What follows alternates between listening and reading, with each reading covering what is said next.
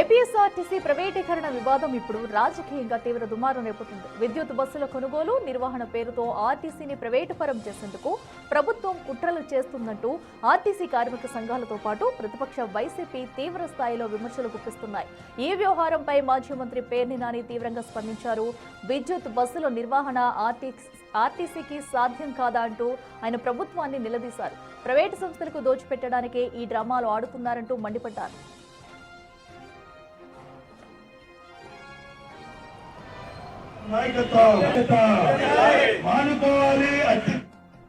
ఇక ఈ వివాదానికి ఏపీఎస్ఆర్టీసీ చైర్మన్ కొనకళ్ల నారాయణ చేసిన వ్యాఖ్యలు మరింత హీట్ పెంచాయి.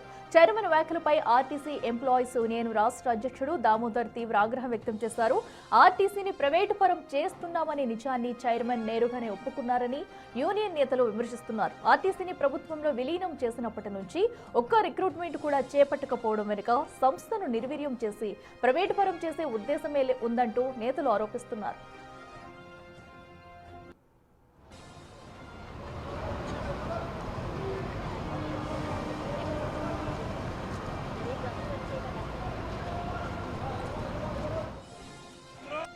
ప్రైవేటీకరణ అనేది తప్పనిసరి. కారణం ఏంటంటే సెంట్రల్ గవర్నమెంట్ సబ్సిడీ ఇస్తుంది.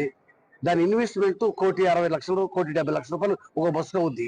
ఇవాళ ఆర్టీసీ కానీ ప్రభుత్వం కానీ కొనుగోలు చేయడం కన్నా దాన్ని ప్రైవేట్ ఆపరేటర్స్కి ఇస్తే వాళ్ళు ఇన్వెస్ట్మెంట్ చేసి వాళ్ళు ఈ బస్సులను బాడీ బిల్డింగ్ చేసుకుని వాళ్ళు ఆపరేట్ చేస్తే మాకు ఆర్టీసీకి అదనం భారం తగ్గుతుంది.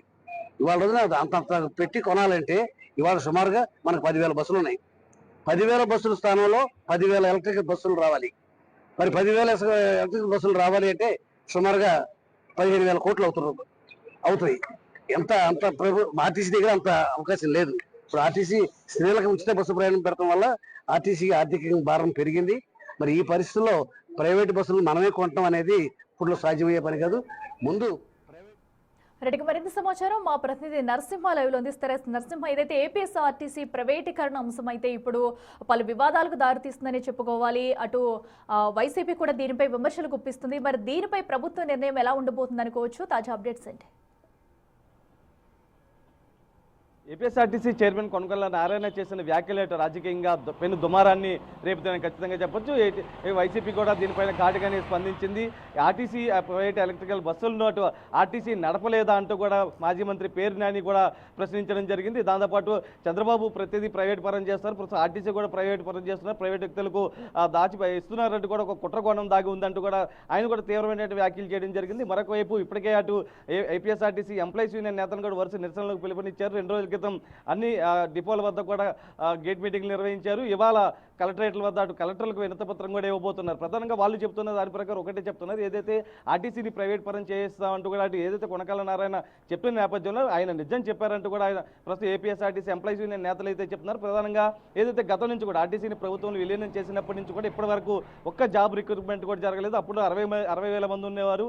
ప్రస్తుతం దాని సంఖ్య 45,000 మంది చేరింది. 2030 వరకు వస్తే కనుక 30,000 మంది రిటైర్మెంట్ ఉంటారు, కొంతమంది చనిపోయిన వాళ్ళు ఉంటారు.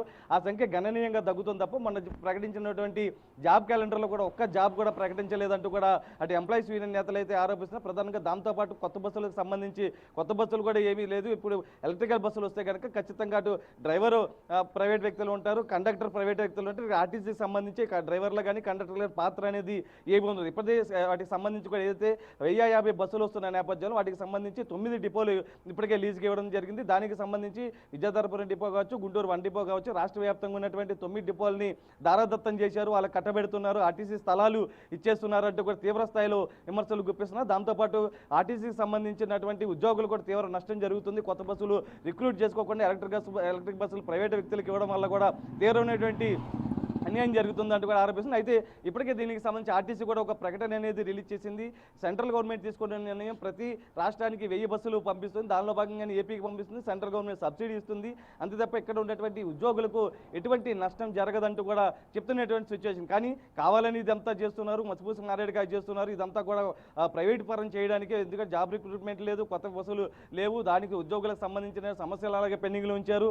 విలీనం తర్వాత ఏవైతే హామీలు ఇచ్చారో అవన్నీ కూడా సరైన పట్టించుకోలేదంటూ కూడా తీవ్రస్థాయి విమర్శలు గుప్పిస్తున్న నేపథ్యంలో ప్రస్తుతం ఇవాళ కలెక్టరేట్ల వద్ద కలెక్టర్కు వినతిపత్రం ఇవ్వబోతున్నారు. 26వ తేదీన రౌండ్ టేబుల్ సమావేశం నిర్వహిస్తున్నారు. 26వ తేదీలోపు ప్రభుత్వం స్పష్టమైన ప్రకటన చేయకుండా మాత్రం భవిష్యత్ కార్యాచరణ ప్రకటిస్తామంటూ కూడా చెప్తున్న నేపథ్యంలో చూడాలి ప్రభుత్వం దీనిపైన ఏ విధంగా స్పందించింది. ఎందుకంటే ఇప్పటికే ఆర్టీసీ ప్రకటన రిలీజ్ చేసిన నేపథ్యంలో ఎక్కడ ప్రైవేట్ పరం చేయట్లేదు, కావాలి ఇదంతా వదంతులు సృష్టిస్తున్నారు, రెచ్చగొట్టాలని చూస్తున్నారు, ఆ ట్రాప్లో ఉద్యోగులు పడద్దంటూ కూడా చెప్తున్న నేపథ్యంలో ప్రస్తుతం ఆర్టీసీ ఎంప్లాయీస్ యూనియన్ నేతలు అయితే ఆందోళన అనేది విరమించేది లేదంటూ కూడా స్పష్టం చేస్తున్నారు. ఇవాళ కలెక్టర్కి వినతిపత్రం ఇచ్చిన తర్వాత 26వ తేదీన రౌండ్ టేబుల్ సమావేశం నిర్వహించి భవిష్యత్ కార్యాచరణ ప్రకటిస్తామంటూ కూడా హెచ్చరిస్తున్నారు.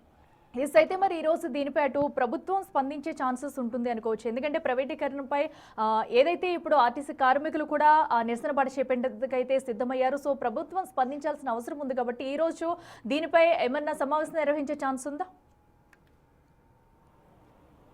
అంటే ఇక్కడ ప్రకటన చేసింది కూడా ఏదైతే ఆర్టీసీ సంఘాలు మొత్తం ఆందోళన చేస్తున్న క్రమంలో మచిలీపట్నంలో ఏపీఎస్ఆర్టీసీ చైర్మన్ హోదాలో ఉన్నటువంటి కొనకళ్ళ నారాయణ నేరుగా వాళ్ళ దగ్గరికి వెళ్ళడం, పక్కన మంత్రి కొల్లు రవీంద్ర కూడా ఉండడం జరిగింది. కొల్లు రవీంద్ర అయితే ఏకంగా ఆదాయానికి సంబంధించి రాష్ట్ర పరిస్థితి బాగోలేదు, వచ్చినటువంటి ఆదాయం ఉద్యోగులకే సరిపోతుంది, జీతాలకు సరిపోతుంది, మిగతా పథకాలకు సంబంధించి కొంత ఇబ్బంది అనేది ఎదురవుతుంది. ఈ సమయంలో చెప్పిన నేపథ్యంలో ఒకవైపు కొనకళ్ళ నారాయణ కూడా కొన్ని వ్యాఖ్యలు చేయడం జరిగింది.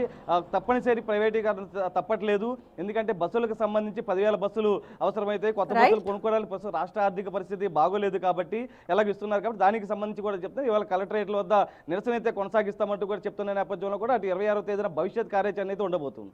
Right Narasimha, thank you.